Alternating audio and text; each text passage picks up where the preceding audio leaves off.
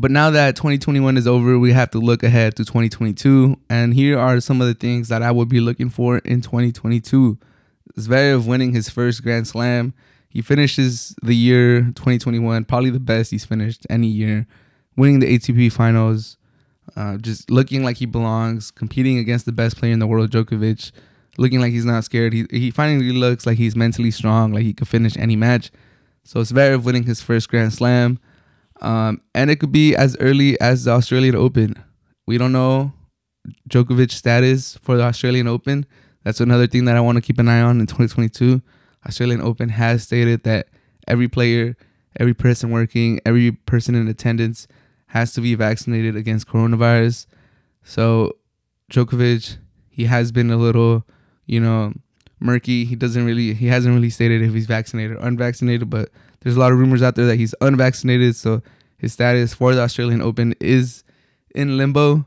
I believe Djokovic loves tennis and loves going against history. Out of the big three, he's the one that mentions the most about history and how they'll be remembered and winning titles.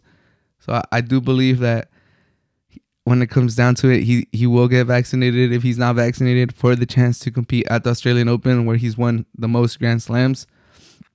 So I do think he will participate, but you never know. He might be headstrong and he might not get vaccinated if he's already not vaccinated. So if he's not on the field, I think it looks even better for Zverev to win his first Grand Slam in the Australian Open without Djokovic, possibly. I think that's the best chance he has. And he's coming on this hot streak, finishing 2021 in a very strong fashion. So we'll see if Zverev wins a Grand Slam in 2022. But I do think that's one of the things I'm looking forward to. And we got to keep an eye out on Djokovic for the Australian Open. Is he going to be there? Another thing to look forward to in 2022 is the return of Nadal. He is stated to return for the Australian Open. That's great for tennis fans, having another great return to tennis, hopefully over that foot injury, hopefully back to 100%, hopefully still playing at a high level and able to entertain us all. He hasn't had too much success in the Australian Open. It is a indoor hard court. So we'll see how he does, but just the fact that he's back on tour should be great for everyone. We get to see Nadal. He's a draw. He brings people in. He fills the seats up, especially in the early rounds. Nadal back for the Australian Open, back on tour, should be great for everyone. Federer, that's another thing we got to look forward to in 2022. Hopefully we get an update. I think they did release that he might not be playing the Australian Open and he might not be back till Wimbledon because, that knee is giving him trouble. So that's another thing we got to keep a lookout for 2022. Hopefully he doesn't retire. It would be so sad to see Federer go out with an injury, not being able to go out on his own merit, on his own will. We just want to see Federer finish his career on a high note. It's looking very tough for him to win another Grand Slam. That might be out of the picture now, but at least being on tour, at least having fun, at least seeing his majestic backhand, his grin. We just want to see Federer back on tour before he retires. We don't want it to just be on a knee injury that keeps him out and he never comes back. That'll be very sad to see a great go out like that. So we got to keep out on the Federer update in 2022. Also got to keep an eye out on Djokovic and Nadal getting to 21 Grand Slams as we currently stand. Both Federer, Djokovic, and also Nadal are tied at 20 Grand Slams. Who's going to get to 21 first? Who's going to break the record to get to 2021? If Djokovic doesn't win the Australian Open or he doesn't participate, then Roland Garros is next. And you got to believe a healthy Nadal is still the favorite to get to win that. So that's another reason why if I'm Djokovic, I want to participate in the Australian Open. I'm fighting for an exemption. If I can't get an exemption, I'm getting the shot because that would mean he gets to 21 before Nadal, especially with Nadal, if he's healthy, should be the heavy favorite again at Roland Garros.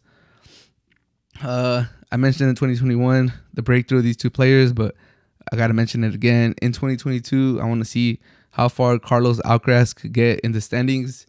Everyone could see it. He's top 10 potential, future number one. A lot of people are saying, I see it. He's 19 years old with all the room to grow. He's already great. So we'll see how he does. Taylor Fritz, another one for me. He finished top 25. I could see him pushing top 10. It looks like he's finally being more consistent with like all aspects of his tennis game. So that's another thing we got to keep an eye out, especially Carlos Alcaraz. Carlos Alcaraz might just surprise everyone and win a Grand Slam in 2022. He's on that type of rise. He looks like he's the next big thing. He's a prodigy. Got to keep an eye out on him for 2022. And hopefully we'll see Murray win a tour level title in 2022. He's gotten semi-close in some tournaments. It looks like he's playing more tennis. It looks like that hip is not bothering him so much. And he looks like he's in a good spirit. Morale is high in the Murray camp. And I think going into 2022, this is where I made a prediction that he would finish top 20 at the end of 2022. That looks pretty... I thought he would win something or get more points to end 2021.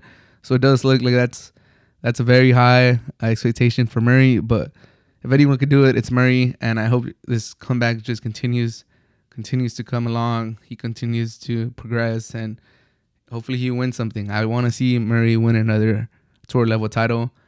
And to finish it up, we got to follow with Team coming back from his injury. Dominic Thiem, he won the U.S. Open in 2020.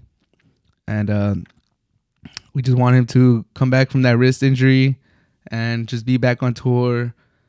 Be one of those, he's not so young anymore, but be one of those next generation after the big three to really compete for titles. So we'll see how Dominic Thiem comes back in 2022. But yeah, those are some of the main things that I'm looking forward to in 2022. Let me know what you guys are looking forward to.